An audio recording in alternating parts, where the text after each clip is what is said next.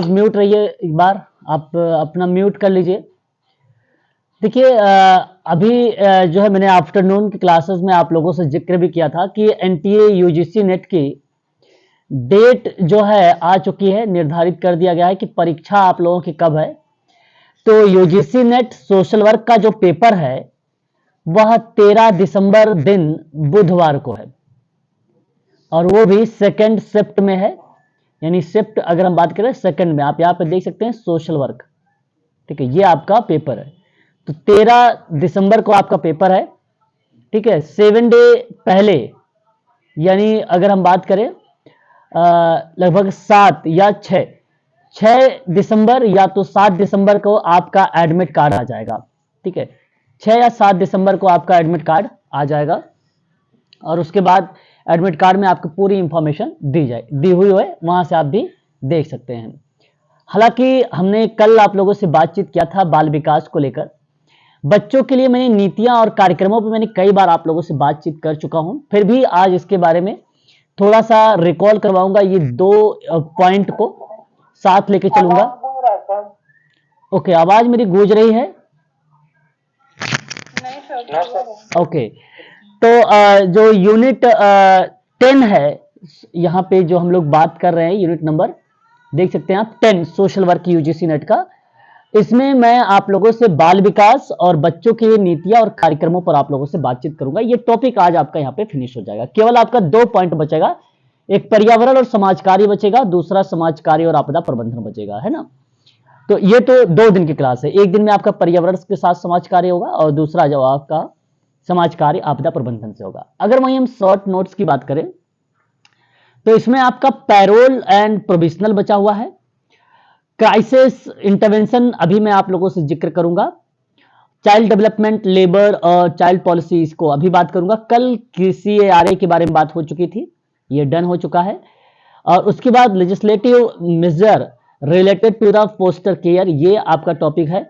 और उसके बाद इन्वायरमेंटल एंड सोशल वर्क और disaster management and social work, ये आपका पॉइंट बचा हुआ है, ठीक है। तो 1 2 3 ये आपके पॉइंट, 3 पॉइंट यहां पर बचे हुए हैं, ठीक है।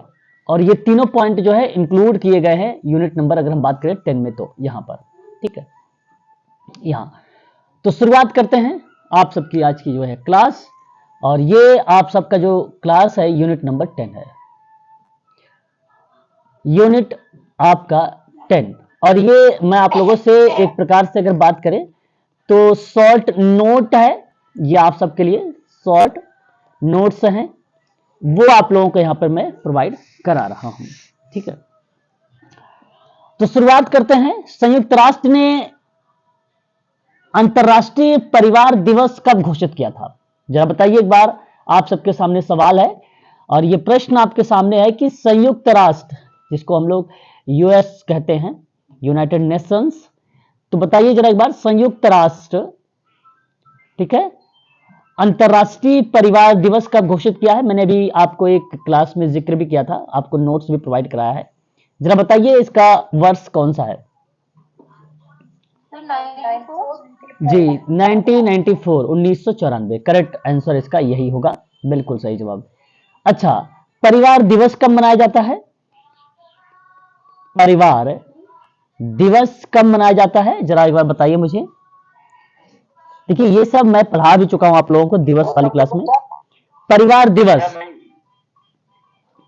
जी 15 मई। अगर आपसे बात किया जा रहा है अंतर्राष्ट्रीय परिवार दिवस, तो आप लोग कहते हैं 15 मई को मनाया जाता है अंतर्राष्ट्रीय परिवार दिवस, ठीक है। और परिवारों के महत्व के बारे में जागरूकता बढ़ाने के लिए, समाज में परिवारों को भूमिका को बढ़ाने के लिए ये जो है परिवार दिवस मनाया जाता है 15 मई को। संयुक्त राष्ट्र के द्वारा अंतर्राष्ट्रीय परिवार दिवस की जो स्थापना हुई वो बेसिकली सन 1993 में हुई थी। स्थापना जो हुई थी, ये मनाया गया था, या इसको माना जाता है कि अंतर्राष्ट्रीय वर्ष है, दिवस का वर्ष माना जाता है। स्थापना अगर पूछा जाता है कि इसकी परिवार दिवस, अंतर्राष्ट्रीय परिवार दिवस की स्थापना कब हुई, तो बेसिकली सन 1993, ठीक है, एग्जैक्ट ये बताया जाता है। तो स्थापना में ये डेट लगाइएगा, बाकी तो अगर स्थापना नहीं पूछेगा ना तो आप 1994 ही लगाइएगा, वहां पे आपके करेक्ट जवाब हो जाएगा। ठीक है। 15 मई को अंतर्राष्ट्रीय परिवार दिवस दुनिया भर में परिवारों और लोगों, समाजों और सांस्कृतिक महत्व को बढ़ाने के लिए मनाया जाता है परिवार दिवस। ये आपके लिए इंपॉर्टेंट रहेगा। ठीक है। बालकों के अधिकार संबंधी घोषणा मैंने आप लोगों से कल जिक्र भी किया था और मुझे उम्मीद है कि आपको पता भी होगा। जरा एक बार बताएंगे कि आप लोग बालकों के अधिकार संबंधी घोषणा जरा एक बार बताएंगे आप लोग प्लीज। 2013 नो, 1959 संयुक्त राष्ट्र के द्वारा, है ना। ये आपको ध्यान रखना है। एक very very most important point मैं आईएमपी करके यहां पे लिख रहा हूं, हो सकता है आप लोगों को इस बार परीक्षा में ये पॉइंट देखने को मिल जाए यहां पे, है ना। तो पॉइंट क्या है? निर्धनों की क्या? निर्धनों की स्थिति में सुधार। बात को बड़ा ध्यान समझिएगा। निर्धनों की स्थिति में सुधार के लिए 1843 में अमेरिका में एक एसोसिएशन की स्थापना की गई थी। अमेरिका में एक संघ की स्थापना की गई थी। ठीक है, स्थापना की गई थी निर्धनों की स्थिति के लिए। ठीक है। प्रथम व्यवसाय समाजकारी का जो स्कूल है वो न्यूयॉर्क का स्कूल है। तो एक और पॉइंट यहां पे आप सबके लिए इंपॉर्टेंट हो जाएगा। प्रथम व्यवसायिक, ठीक है, समाज कार्य स्कूल, ठीक है, न्यूयॉर्क स्कूल था। कौन सा स्कूल था? न्यूयॉर्क स्कूल था। ठीक है। और जो स्थापित हुआ 1898 में स्थापित हुआ। ठीक है, ये हमारे लिए एक फैक्ट है। अभी मैं फैक्ट के सिलसिले पर चल रहा हूं, आप लोगों से बातचीत कर रहा हूं। ठीक है। और फिर उसके बाद 1950 में समाजकारी में निजी व्यवसाय आरंभ हो गया। समाजकारी में जैसे निजी व्यवसाय आरंभ हो गया, तो समाजकारी में निजी व्यवसाय 1950 ईस्वी में, ठीक है, आरंभ हुआ। क्या हुआ? आरंभ हुआ। ठीक है, यह भी हमारे लिए एक महत्वपूर्ण तथ्य रहेगा। अब देखिए, पॉइंट हमारे सामने अगर हम जिक्र करते हैं तो क्या है? पॉइंट यह है कि एक प्रकार से अगर हम बात करें कि परिवार और परिवार के साथ समाजकारी का जो हस्तक्षेप है, यानी crisis intervention in family system, ये पॉइंट है, ये वाली क्राइसिस इंटरवेंशन। ठीक है। तो कहने का तात्पर्य ये रहा कि परिवार के साथ जो समाजकारी का संकट के दौरान जो परिस्थितियां या जो विघटन की बात होती है, उस विघटन की स्थिति से बचने के लिए कुछ समस्याएं हैं। उन समस्याओं पर हम लोग थोड़ा सा जिक्र करेंगे, क्योंकि क्राइसिस लिखा हुआ है, क्राइसिस लिखा हुआ है। एक मिनट थोड़ा सा होल्ड रखिएगा। तो ये आपका पॉइंट रहेगा, इस चीज को ध्यान रखिएगा। तो ध्यान से सुनिएगा जरा, मेरा तथ्य क्या है? पॉइंट ये है कि परिवार एवं समाजकार्य हस्तक्षेप, बात को समझिएगा। अच्छा, इसके अंतर्गत बेसिकली परिवार के साथ, जैसे आपको पता है कि भाई जो समस्याएं हैं, उन समस्याओं को समाप्त करने को लेकर बातचीत किया जाएगा। और यहां पर्टिकुलर किसी व्यक्ति की बात नहीं होगी, यहां बात होगी तो परिवार की बात होगी। परिवार में जो समस्याएं हैं, जैसे कि आप लोगों को पता है अच्छे तरीके से, उन समस्याओं को सुधार के लिए ये चीज बातचीत होगी इसमें। तो परिवार का विघटन की स्थिति से बचाने के लिए कुछ समस्याएं होती हैं, तो जिनमें से एक समस्या है वैवाहिक समस्या। अब वैवाहिक समस्या क्या हो सकती है, प्लीज बताएं एक बार।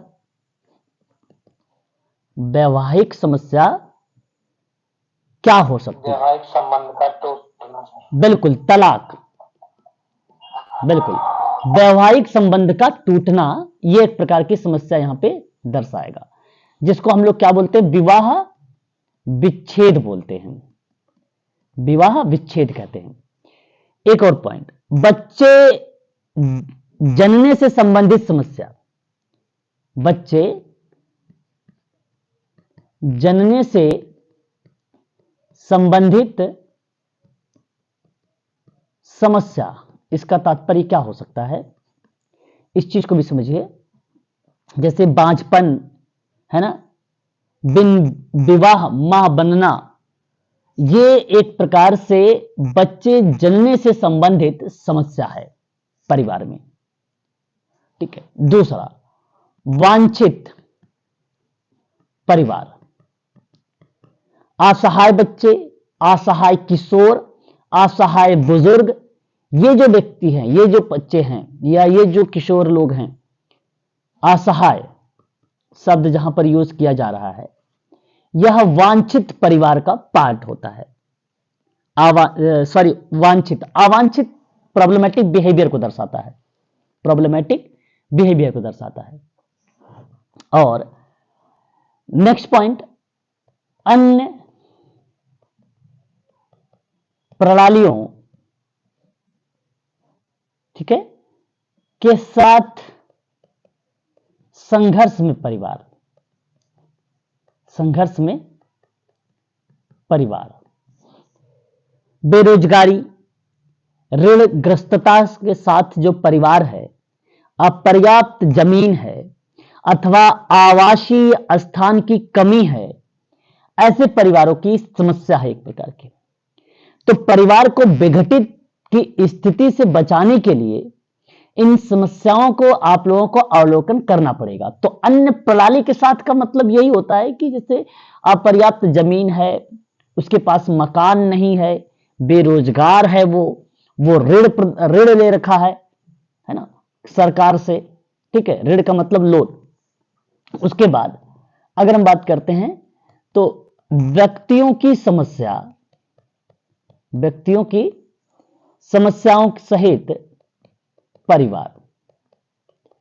अब देखिए यहां पर बेसिकली किसी एक परिवार के सदस्य को समस्या, जैसे दिव्यांग के परिवार में, ठीक है, छेड़ का होना, ठीक है, अग्रस्त बीमार के परिवार वाले बच्चे, पदार्थ दुर्व्यवहार व्यसनी के परिवार वाले बच्चे।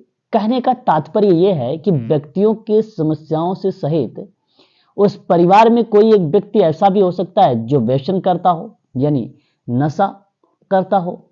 ऐसा भी हो सकता है कि उस परिवार में कोई दिव्यांग हो।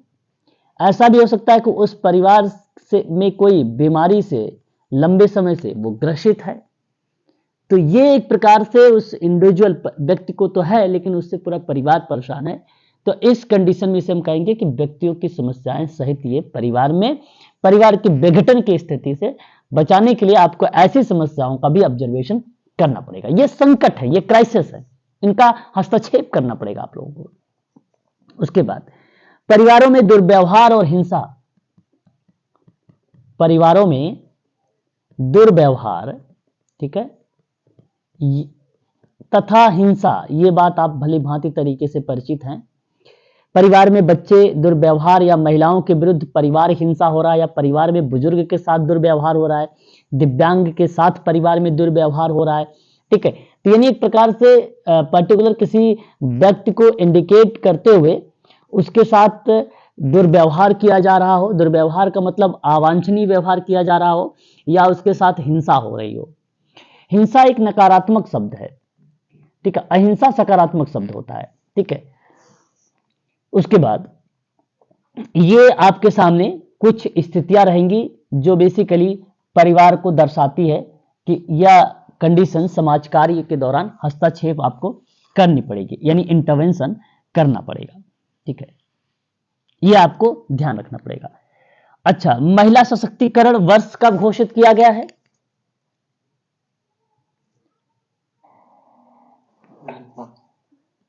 92 नहीं, 2001 बिल्कुल। महिला सशक्तिकरण वर्ष जो घोषित हुआ है वह 2001 है। बिल्कुल सही जवाब है। ठीक है, तो ये पेपर में सवाल कई बार आ चुका है, तो मैं चाहूंगा कि इसे भी आईएमपी के रूप में अवश्य नोट करेंगे आप लोग, है ना।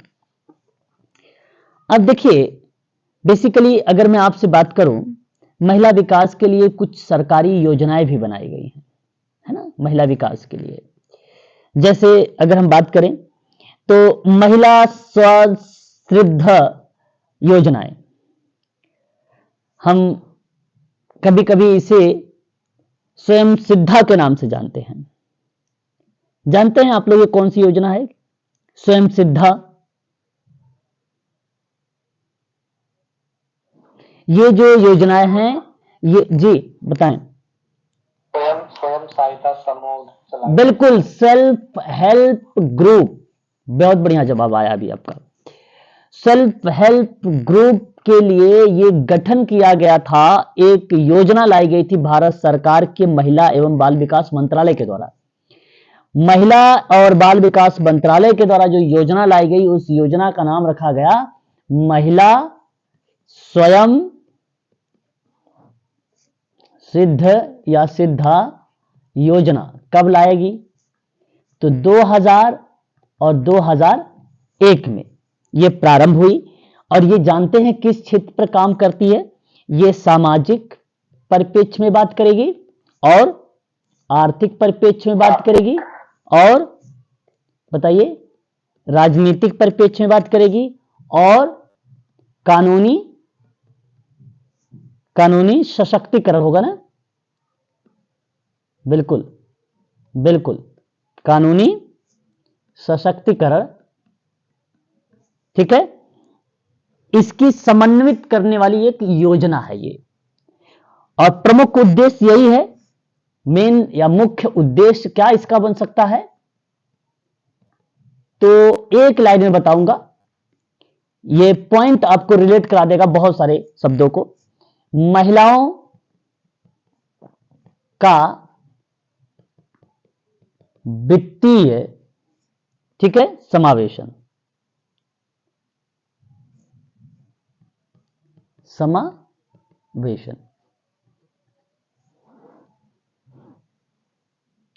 क्लियर?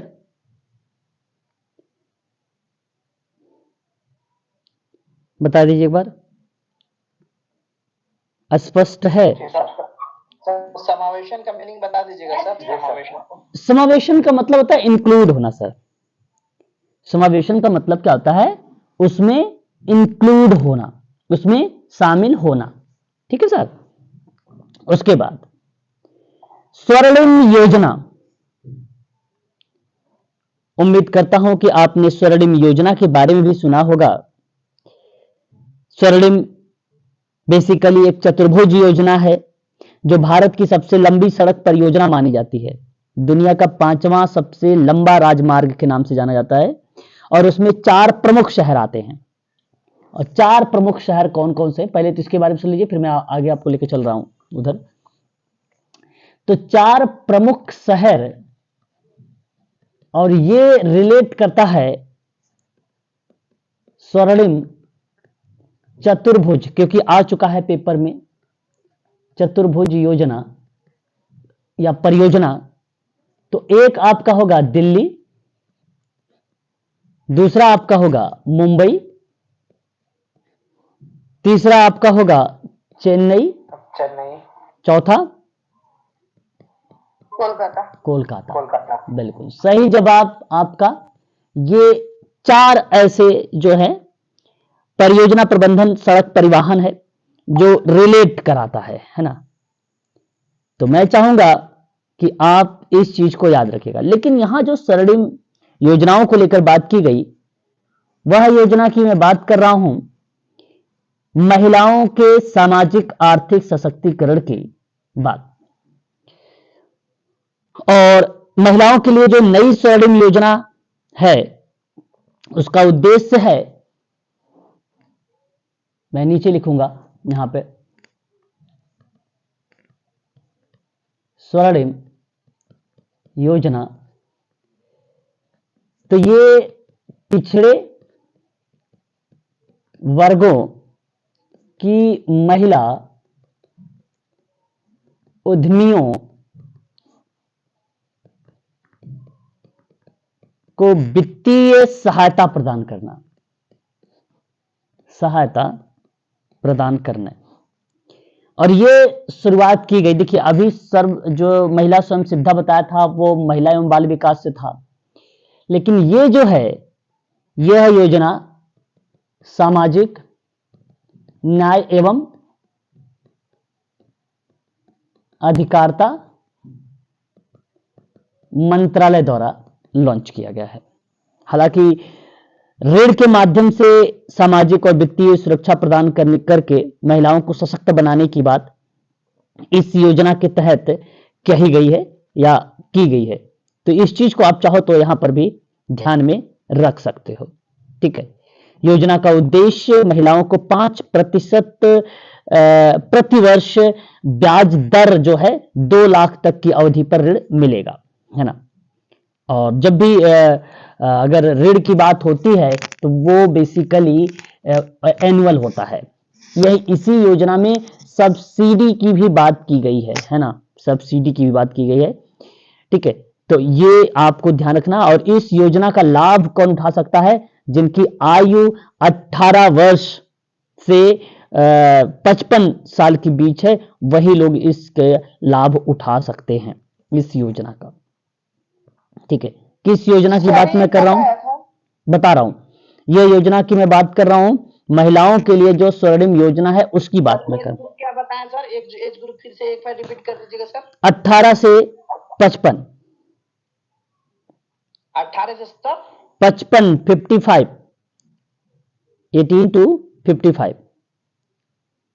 Okay, thank you. ठीक है, महिलाओं को आत्मनिर्भरता को बढ़ावा देना। देखिए ये सभी के सभी पॉइंट इंपॉर्टेंट है भाई, आप इसको ध्यान रखिएगा। आत्मनिर्भरता को बढ़ावा देने की बात करता है, बेहतर आजीविका की बात करता है, वित्तीय स्वतंत्रता की बात करता है ना। यहां आयु की जो आवश्यकता होगी वो 18 से 55 होगा। वार्षिक आय की बात की गई है यहां पे, है ना, इस चीज को भी ध्यान रखेंगे। हालांकि इसमें कई स्टेप भी दर्शाए गए हैं, अगर हम बात करें तो इसके कई स्टेप हैं, है ना, तो उन स्टेप को भी आप लोगों को ध्यान में रखना होगा। ठीक है, ठीक है। अब बात आती है कि शुरुआत कब हुई। सर इस योजना के तहत सर 4 स्टेट को रखा गया है क्या? सॉरी, 4 स्टेट बताए हैं, दिल्ली, मुंबई, चेन्नई, नहीं नहीं, वो तो सड़क परिवहन योजना वो अलग है सर, वो अलग है, आप समझे नहीं क्या। मैंने कहा वो चतुर्भुज है, ये क्या है, यहाँ चतुर्भुज परियोजना योजना के रूप में है, ये तो अलग है सर। ये सड़क परिवहन है, मैंने यहाँ पे रिलेट करवाया है आपको, ये अलग है। तो सर सड़क परिवहन से और आपको स्वर्णिम योजना से क्या रिलेटेड है सर? अरे सर सड़क, देखो यहाँ पे स्वर्णिम चतुर्भुज योजना है, एक वो सड़क परिवहन से है, एक स्वर्णिम योजना है वो महिलाओं से है ना। अच्छा, मतलब दोनों में डिफरेंस बता दिए हैं कि सर हाँ, उससे डाउट नहीं होगा सर। बिल्कुल। और यह योजना जो है शुरू हुई 2015 में, यह योजना शुरू कब हुई थी? 2015 में। ठीक है, थोड़ा सा इन चीजों का भी आप लोग जो है फोकस करेंगे, ठीक है, पता चले, वरना गलत हो जाएगा आप सबके क्वेश्चंस भी वहां पे, है ना। चलिए आगे बढ़ते हैं। आपने एक और योजना का नाम सुना होगा, मुझे जहां तक उम्मीद है, कि महिला डेयरी योजना कब शुरू किया गया था? महिला राष्ट्रीय डेयरी योजना के नाम से भी इसे जाना जाता है। राष्ट्रीय डेयरी योजना की शुरुआत 2014-15 में किया गया था। बेसिकली देश की महिला दुग्ध सहकारी समितियों का गठन किया गया ताकि ग्रामीण की महिलाओं की स्थिति में सामाजिक आर्थिक दृष्टिकोण से उन्नत हो सके। तो मैं एक और योजना यहां पे नीचे लिखूंगा और इससे आपका ये भी क्लियर हो जाएगा। तो राष्ट्रीय डेयरी योजना 2014 और 15 में ये स्टार्ट हुआ और यहां बात हुई थी ग्रामीण महिलाओं की स्थिति सामाजिक आर्थिक दृष्टिकोण से उन्नत व मजबूत की जा सके। बस इस योजना के अंतर्गत इतनी बातें आप ध्यान रखिए। ठीक है, ये था महिलाओं के संबंध में। ठीक है, क्लियर रहेगा ये बात? जी सर। चलो, तो इतनी तो बातें आप लोगों को इसके अंतर्गत ध्यान रखना होगा। ठीक है, इसके संबंध में राष्ट्रीय नीति की घोषणा की गई और इस नीति के अंतर्गत युवाओं और वृद्धों के मध्य जो है सामंजस्य स्थापित करने की बात की गई। और वह एक राष्ट्रीय नीति की जो घोषणा हुई जहां पे वृद्ध को लेकर, युवाओं के अंतर्गत, युवाओं को लेकर, तो वह था 1999। मैंने इसकी भी कल क्लासेस में आपसे जिक्र किया था। आपने एक नाम सुना होगा 1840 में, क्या? Friend in need society. इसमें क्या बात थी? इसमें वृद्ध और निसहाय व्यक्तियों की बात हुई थी।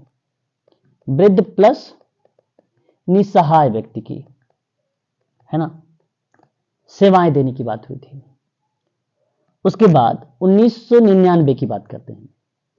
वृद्ध प्लस युवाओं के बीच एक सामंजस्य स्थापित करने के लिए राष्ट्रीय नीति की घोषणा हुई थी। राष्ट्रीय नीति की घोषणा हुई थी, है ना, यह भी बात मैंने बता चुका हूं कल। ठीक है, यह भी बात ध्यान रखिएगा। उसके बाद लिटिल, आपने नाम सुना होगा 1882 का, little sisters of Calcutta,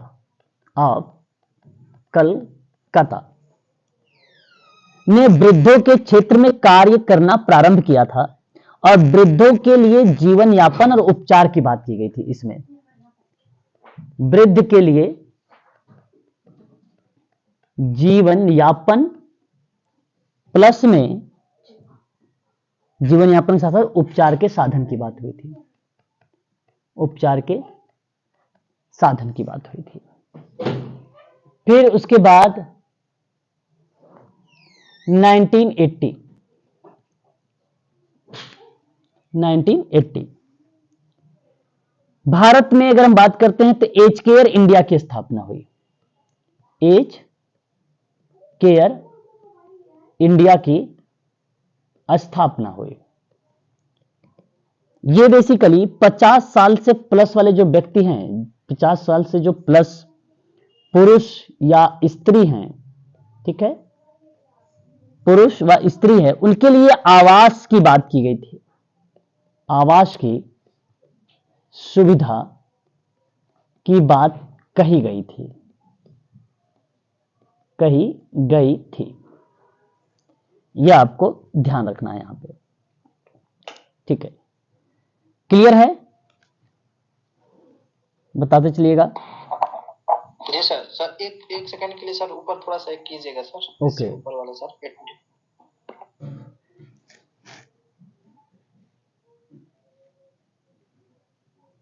clear हो गया?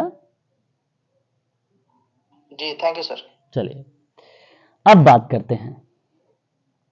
हमने कल और भी कुछ चीजों पर बातचीत किया था, जैसे जननांकी की बात किया था। जननांकी जिसको हम लोग बोलते हैं डेमोग्राफी, शब्द का सर्वप्रथम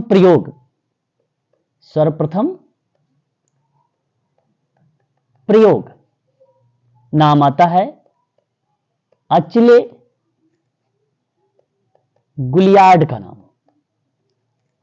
अचले गुलियार्ड का नाम। और 1855 में इनकी किताब का नाम था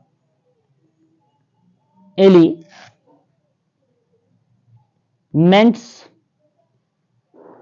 डिस्टिक लिखा हुआ है, QUE लिखा हुआ है, QUE है, ह्यूमन ऑन डेमोग्राफिक, डेमोग्राफिक, ठीक है, और कंप्रेहेंस, ठीक है। ये आपको ध्यान रखना है डेमोग्राफी में, जननांकी शब्द में।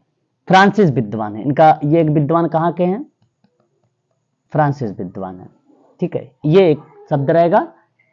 सर एक बार नाम रिपीट कर दीजिएगा सर, स्टार्टिंग में क्या लिखा है? जी नाम हाँ रिपीट कर दीजिएगा सर। बिल्कुल बिल्कुल। नाम है अलीचे गुलियार्ड। सन 1855 में उनकी अपनी किताब आई, किताब का नाम था एलिमेंट, हाँ, एलिमेंट डिस्टैटिक, ठीक है। एक बार प्लीज म्यूट हो जाइए, म्यूट हो जाइए, एक बार आवाज बहुत ज्यादा आ रही है बैकग्राउंड, है ना। तो डिस ये टी है, टिक QUE है, human on demographic come press, ये किताब का नाम है इनका, ठीक है। Thank you sir. ठीक है, उसके बाद आप एक नाम और लिखेंगे, जॉन गॉट का नाम, जॉन गॉट आप कह सकते हैं। 1662 में इनकी एक कृत आई, एक कृत यानी पुस्तक, किताब का नाम था नेचुरल एंड पॉलिटिकल, ठीक है, observation mode upon the bills and mortality, ठीक है। ये जननांकी के सूत्रपात इन्होंने किया था। इसमें क्या था, अगर हम बात करते हैं तो जननांकी का सूत्रपात माना जाता है इनको, है ना, ये माना जाता है, ठीक है। इस बात को ध्यान रखिएगा। अब बात आती है भारत में जननांकी, लास्ट वर्ड क्या था, मॉर्टिलिटी, जी, विकास वर्ष, उद्विकास वर्ष भारत में तो 1930 के बाद माना जाता है। नाम क्या आता है,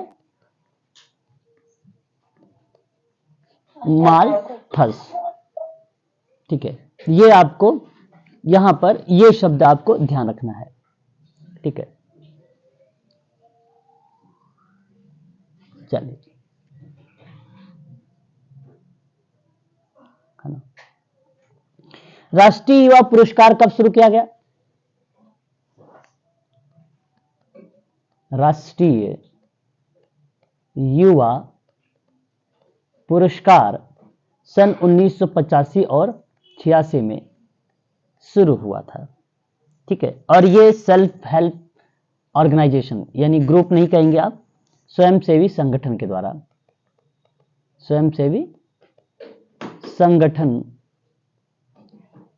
के द्वारा स्टार्ट किया गया, ठीक है। राष्ट्रीय जनसंख्या नीति बनाने के लिए महत्वपूर्ण भूमिका किसकी थी, जनसंख्या, राष्ट्रीय जनसंख्या, आप यहां पे राष्ट्रीय कर लीजिएगा, राष्ट्रीय जनसंख्या नीति बनाने की अध्यक्षता में किसकी भूमिका थी, अध्यक्षता में तो MS स्वामीनाथन, ठीक है। राष्ट्रीय जनसंख्या नीति बनाने की अध्यक्षता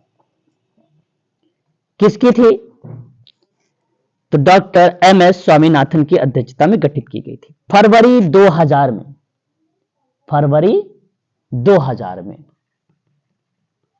ये उभर कर सामने आई थी। ठीक है, ये बात आपको ध्यान में रखना होगा। ठीक है, इसके संबंध में क्लियर है? तो लास्ट स्लाइड दिखा दीजिए एक सेकंड। एक मिनट, एक मिनट।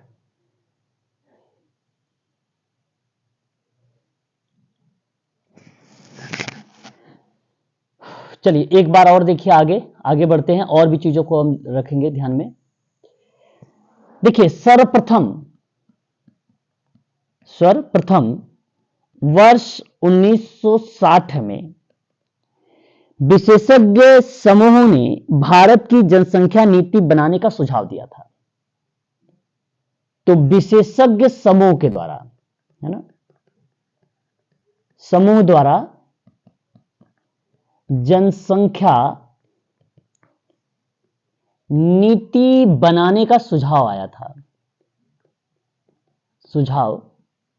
था, पहले पॉइंट।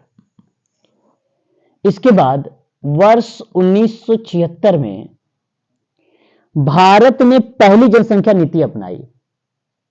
भारत ने पहली जनसंख्या नीति अपनाई 1976 में। और यह बात ध्यान रखिएगा, फिर 1993 में, 1993 में, ठीक है, 1993 में, 1993 में सरकार ने राष्ट्रीय जनसंख्या नीति बनाने के लिए एक विशेषज्ञ दल का गठन कर दिया। सरकार ने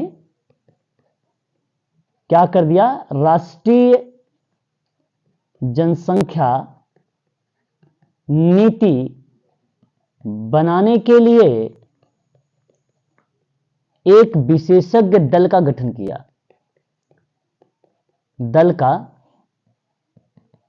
किया। अध्यक्ष कौन थे? MS स्वामीनाथन थे।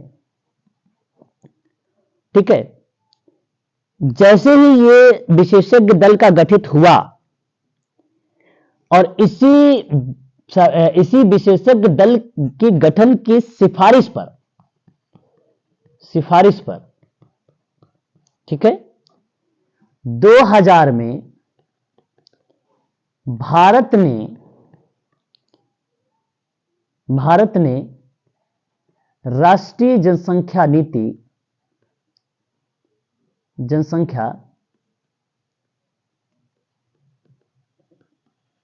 नीति अपनाई।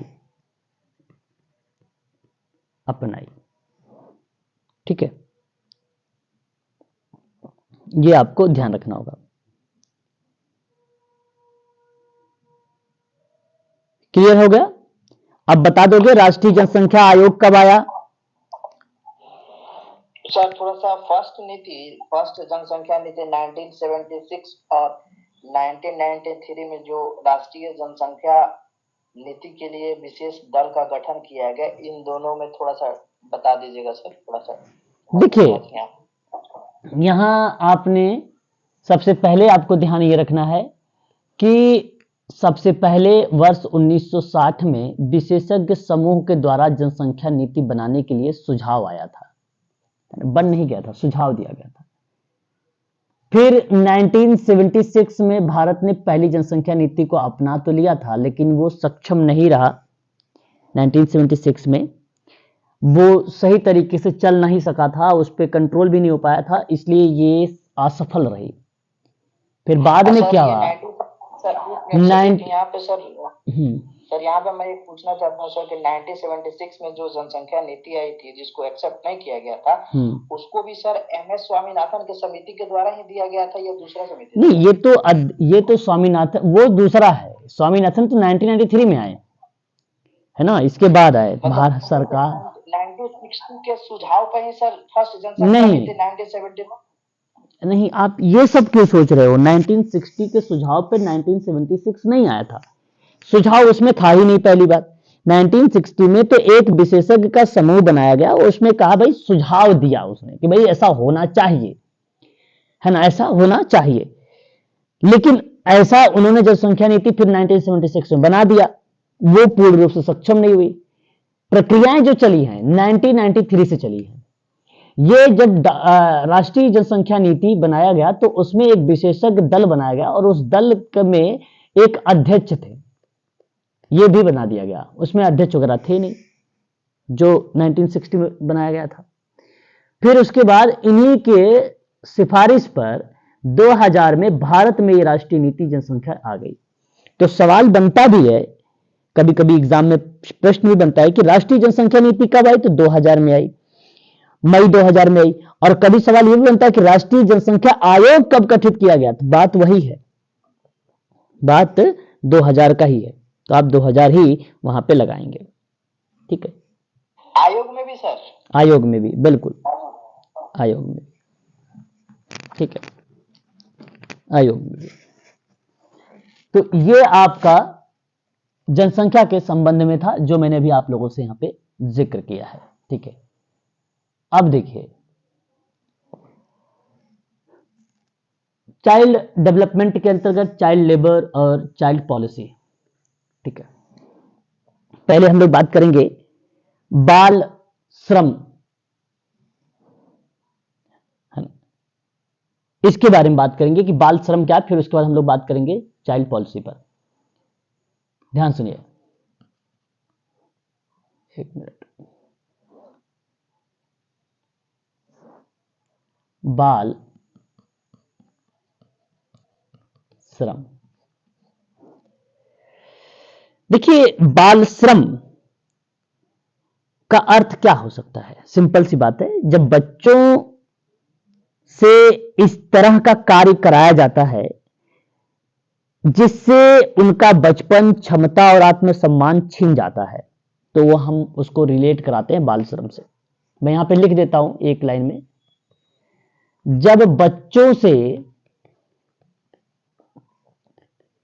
इस तरह कार्य कराया जाता है जिससे उनका बचपन, क्षमता और आत्म सम्मान छीन जाता है, तो उस शब्दों में अगर हम बात करें तो वह बाल श्रम कहलाता है। तो इसमें कार्य शामिल क्या हो सकता है? जैसे शारीरिक, मानसिक, सामाजिक, नैतिक कल्याण के लिए खतरनाक या हानिकारक परिप्रेक्ष्य में अगर हम बात करते हैं तो इस संबंध में ये चीजें हमें देखने को मिलती है बाल श्रम को लेकर, है ना। तो इसे हम चाइल्ड लेबर का नाम भी देते हैं इसके अकॉर्डिंग। ठीक है, क्लियर है? एक बार स्पष्ट करिए। हाँ, तो ये बात आपको यहां पे ध्यान रखनी पड़ेगी। ठीक है, तो किसी विशेष प्रकार के कार्य को बाल श्रम माना जाएगा या नहीं, या बच्चे की उम्र या किसी कार्य के प्रकार या और घंटे जिन स्थितियों को या होता है उन कंडीशन को दर्शाएगा, है ना। तो भारत में बाल श्रम के तथ्य और आंकड़े के संबंध में बात करें तो बेसिकली भारत में कुल बाल जनसंख्या 5 से 14 वर्ष की बात करें तो 6 मिलियन है। ये 2011 की जनगणना के अकॉर्डिंग बात कर रहा हूं, है ना। और भारत में कार्यरत जो बच्चे हैं वो 1 मिलियन है। भारत में स्कूल ना जाने वाले बच्चे जो है 7 मिलियन से अधिक हैं, है ना। अच्छा, कारण ये था कि बाल श्रम को जैसे निर्धनता अगर है तो सिंपल सी बात है, आपको अच्छे से मालूम है कि वो बच्चा किधर अग्रसर करेगा, किधर अग्रसर होगा, बाल श्रम की तरफ होगा अगर निर्धनता है तो। क्या इस बात से सहमत हैं आप? अगर गरीबी है, बिल्कुल गरीबी अगर है तो सिंपल सी बात है कि वह बच्चा बाल श्रम की तरफ अग्रसर होगा। इसमें कोई दो राय नहीं। इस चीज को आप लोग ध्यान रखिएगा। अच्छा, और अगर हम बात करते हैं, अच्छा मैं कारण भी लिखते रहूं एक एक लाइन में, एक पॉइंट में, ताकि आपको समझ में भी आता रहेगा, है ना। इससे आपको वो चीजें और भी स्पष्ट होती रहेगी। जैसे मैंने एक शब्द बताया यहां पे, कहा कि बाल श्रम के कारण, तो पहला मैंने एक पॉइंट मेंशन कर दिया आप सबके लिए, कहा कि निर्धनता है, ठीक है। दूसरा मैंने अगर आपसे कहा कि गुणवत्तापूर्ण, ये बहुत इंपॉर्टेंट पॉइंट है, शिक्षा तक पहुंच का अभाव। अगर मान लीजिए गुणवत्तापूर्ण शिक्षा उस बच्चे के पास नहीं पहुंच पा रही है, तो क्या आप इस बात से सहमत हैं कि वो बच्चा बाल श्रम की तरफ जाएगा? होना चाहिए वैसे तो आप लोगों को, बताइए। बिल्कुल सर, बिल्कुल जाएगा। कारण ये भी है कि अगर हम बात करते हैं इसके संबंध में, तो भारत में कई बच्चों को अच्छे स्कूलों तक पहुंच नहीं है। जब बच्चों की गुणवत्ता शिक्षा तक पहुंच ही नहीं हो पाएगी, तो उसके स्कूल जाने की बजाय कार्य करने की संभावनाएं अधिक बन जाती हैं। तो उस कंडीशन में हम लोग क्या दर्शाते हैं कि भाई ये एक बाल श्रम का रीजन बन सकता है, यानी एक प्रकार से उसका कारण ये बन सकता है ना। और ये सत्य बात भी है, इसमें कोई दो राय नहीं है, ठीक है। उसके बाद अगर हम बात करते हैं, अनौपचारिक अर्थव्यवस्था का विकास हो जाएगा। अनौपचारिक अर्थव्यवस्था का विकास, देखिए अनौपचारिक अर्थव्यवस्था जो होती है वो छोटे व्यवसाय और स्वरोजगार करने वाले श्रमिकों से बनी होती है। तो अनौपचारिक अर्थव्यवस्था में रोजगार प्रदान करती है, क्योंकि अनौपचारिक क्षेत्र में बाल श्रम कानून प्रतिक्रियाएं संचालित होती हैं। इसलिए मैं आप लोगों से कहूंगा कि जब अनौपचारिक अर्थव्यवस्था होगी, छोटे व्यवसाय होंगे, स्वयं का रोजगार होगा, तो सिंपल सी बात है, आपने देखा भी होगा, खुद जो चाय वगैरह की दुकान होती है और छोटे छोटे जो पान वगैरह की दुकान होती है, उसमें छोटे छोटे बच्चे भी काम करते हैं, है ना।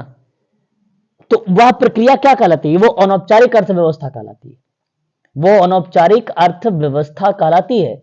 और इस बात को आप लोग खास कर ध्यान रखिएगा, है ना, ये रीजन बन सकता है उसका, ठीक है। उसके बाद जागरूकता का अभाव, अगर जागरूकता नहीं होगा तो जाहिर सी बात है वो बाल श्रम की तरफ अग्रसर होंगे, है ना, बाल श्रम की तरफ अग्रसर होंगे। इसी को थोड़ा सा रिलेट करते हुए मैं एक एक्ट बताना चाहूंगा, आप और अच्छे समझ पाएंगे। उस एक्ट का नाम है कारखाना अधिनियम। कारखाना अधिनियम कब आया है ये?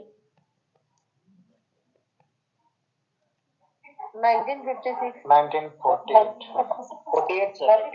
हाँ, 1948 है, बिल्कुल। देखिए, जब किसी देश में विधायिका के द्वारा कोई विधान अपनाया या पारित किया जाता है, तो उसे हम लोग क्या बोलते हैं? अधिनियम बोलते हैं। सिंपल सी बात है, किसी देश या विधायिका के द्वारा कोई विधान अपनाया गया है, कोई पारित किया गया है, तो उसको हम बोलते हैं भाई ये अधिनियम है। अब इसी में बेसिकली अधिनियम को और स्पष्ट करते हुए ये बात कही जा सकती है कि समाज में रहने वाले लोगों के व्यवहार को नियंत्रित करना या मार्गदर्शन करना या नियम विधायिका द्वारा पारित करना, उसे हम कानून कह सकते हैं। तो बेसिकली देश में श्रमिकों के संबंध में अधिनियम को दो भागों में डिवाइड किया गया, एक्ट को। एक था सामाजिक अधिनियम, ध्यान से सुनिएगा, और एक था श्रम अधिनियम। देखिए, सामाजिक अधिनियम में क्या आती है? गरीबी हो जाएगी, भिक्षावृत्ति हो जाएगी, वैश्यावृत्ति हो जाएगी, बाल श्रम हो जाएगा, बाल श्रम हो जाएगा। तो अब ध्यान से यही सुनिएगा, ये पॉइंट जो आएगा ये बाल श्रम का ही पार्ट है, सामाजिक अधिनियम का ही पार्ट है। नशाखोरी हो जाएगा, अस्पृश्यता हो जाएगी, नशाखोरी लिख देता हूं, और नशाखोरी, अस्पृश्यता, चोरी डकैती, चोरी और डकैती, ठीक है, इत्यादि ऐसी चीजें आती है। तो उनको नियंत्रण करने के लिए, उसको उन्मूलन करने के लिए कानून पारित किए गए भाई, उसको हम बोलते हैं सामाजिक अधिनियम है। लेकिन वहीं जब हम लोग बातचीत करते हैं श्रम अधिनियम को लेकर, तो इसमें कम मजदूरी की बात हो जाएगी, कम मजदूरी की बात हो जाएगी, लंबी कार्य अवधि की बात हो जाएगी। समझ रहे हो लंबी कार्य अवधि का मतलब क्या होता है? जैसे 8 घंटे का जॉब है, आपने 15 घंटा ले रहे हो, 12 घंटा ले रहे हो, है ना सॉरी, ठीक, उसको दर्शाने लगता है। महिला और बाल श्रम का शोषण हो रहा है, महिला एवं बाल श्रम का क्या हो रहा है? शोषण हो रहा है।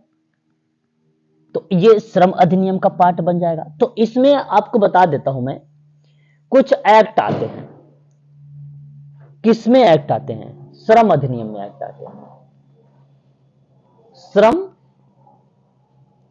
एक्ट में कुछ अधिनियम आते हैं। नंबर 1 आता है इसमें कारखाना अधिनियम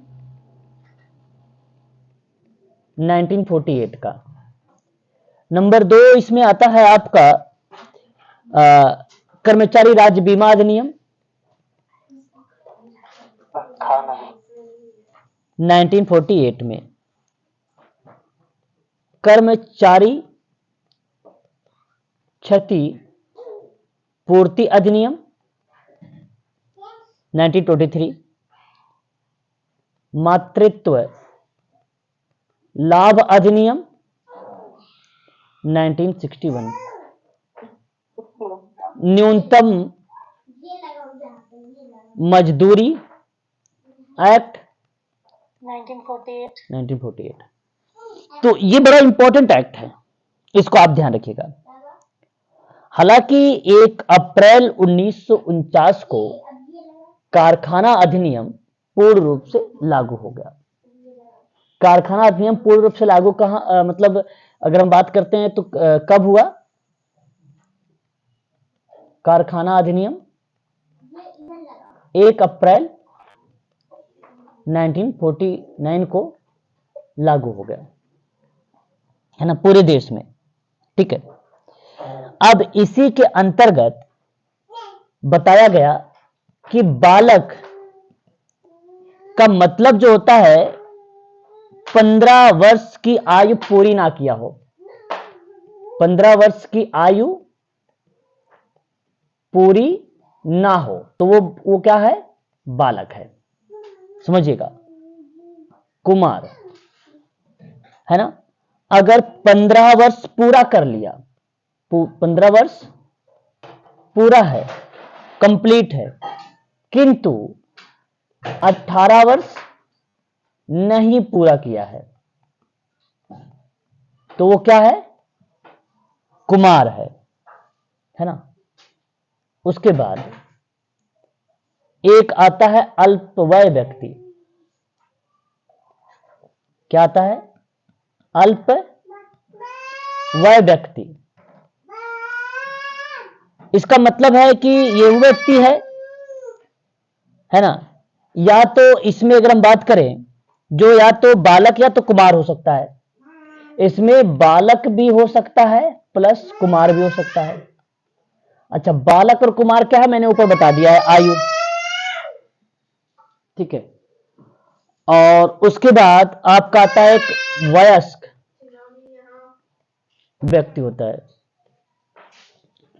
और वयस्क व्यक्ति अगर होता है जिसमें अपनी आयु 18 वर्ष क्या कर लिया हो, पूरा कर लिया हो, ठीक है।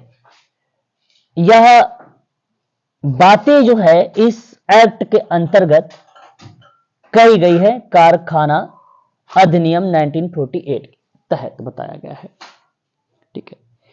हालांकि मेरा कहने का जो तात्पर्य था इस पॉइंट को यहां पे लाने के लिए, वो ये था कि यहां पे बालक, क्योंकि जो श्रम, बाल श्रम है, वो पूछेगा भाई बालक की आयु कुमार की आयु रिलेट करा सकता है, इसलिए मैंने यहां पर आपको बताया है।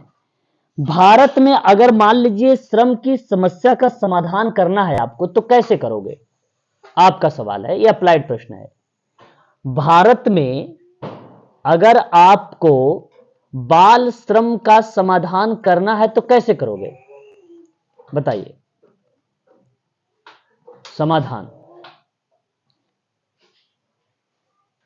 तो सबसे पहले तो ये कि विधायी ढांचे मजबूत करोगे आप। विधायी ढांचे समझ रहे हो क्या होता है? सर। मतलब बच्चों की सुरक्षा और अपराधों के लिए सख्त दंड सुनिश्चित करोगे। तो बाल श्रम निषेध विनियमन अधिनियम है, उसमें कानूनों को कड़ाई से लागू करोगे, वो विधायी ढांचे का पार्ट बन जाएगा। दूसरा, गुणवत्तापूर्ण शिक्षा को क्या करोगे? पहुंच बनाओगे। गुणवत्तापूर्ण शिक्षा की पहुंच बनाना। और निर्धनता उन्मूलन यानी निर्धनता समाप्त करोगे। जागरूकता की बात करोगे एवं संवेदनशीलता की भी बात करोगे। संवेदनशीलता की भी बात करेंगे आप। शारीरिक, मानसिक, शैक्षिक विकास पर जो बात होती है वो संवेदनशीलता की बात है। पुनर्वास की बात करेंगे आप पुनर्वास एवं सामाजिक संरक्षण की बात करेंगे। सामाजिक संरक्षण की बात करेंगे। अंतरराष्ट्रीय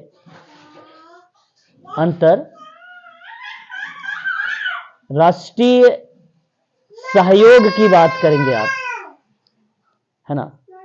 समुदाय को सशक्त बनाएंगे आप। समुदाय को सशक्त बनाना, है ना। ये जो है 7-8 पॉइंट हैं। इन पॉइंटों को भी आप लोगों को ध्यान में रखना होगा, ठीक है, बाल श्रम के संबंध में, है ना। बाल श्रम से संबंधित अधिनियम कौन कौन से आते हैं, तो आपको यहां एक पॉइंट में मैं नोट करना चाहूंगा, NOTE करके। बाल मजदूरी निषेध एवं नियमन एक्ट 1986 है। 14 वर्ष से कम उम्र के बच्चों को कारखाना और खान में हम कार्य नहीं ले सकते हैं, कार्य नहीं करवा सकते हैं, ठीक है। ये बात आपको ध्यान रखना है। क्लियर रहेगा? प्लीज बताइए।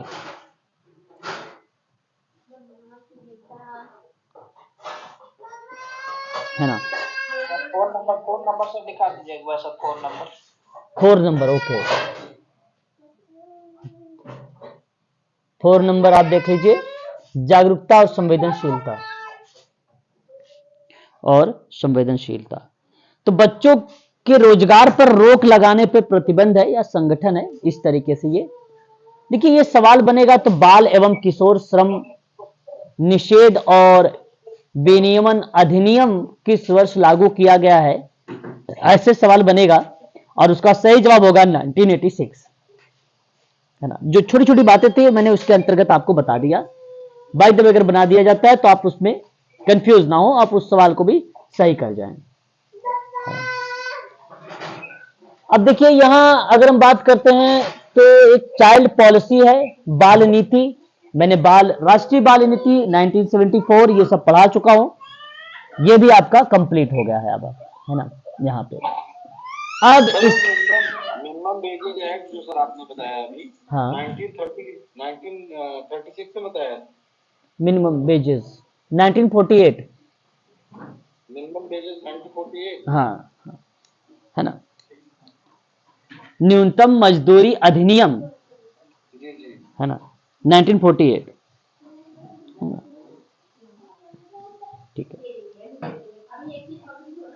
ठीक है, तो ये आपके लिए इंपॉर्टेंट रहेगा। तो यहां आपका प्रोविजनल पैरोल बचा है इस पॉइंट में, और उसके बाद आपका यहां पे पॉइंट नंबर 3 लेजिस्लेटिव इन्वायरमेंट और डिजास्टर मैनेजमेंट, ये 4 पॉइंट बची है इसमें। ठीक है, तो ये आपकी जो है क्लासेस में 2 क्लासेस में आपका फिनिश हो जाएगा। संडे इस बार क्लास आप सबकी रहेगी अपने नियमित समय पर, संडे क्लासेस ऑफ नहीं करूंगा। 2 दिन के बाद मैं प्रैक्टिस स्टार्ट कर दूंगा। 2 दिन केवल और इंतजार करिए, सोशल वर्क की क्लासेस लीजिए, शॉर्ट नोट्स वगैरह ले लीजिए। ठीक है, उसके बाद मैं आप लोगों का ये सारी चीजें स्टार्ट करा दूंगा क्वेश्चन के माध्यम से, सारा बैक टू बैक क्वेश्चन से स्टार्ट हो जाएगा आपका। ठीक है सर, इसका पीडीएफ भेज दीजिएगा सिर्फ। हाँ बिल्कुल बिल्कुल बिल्कुल।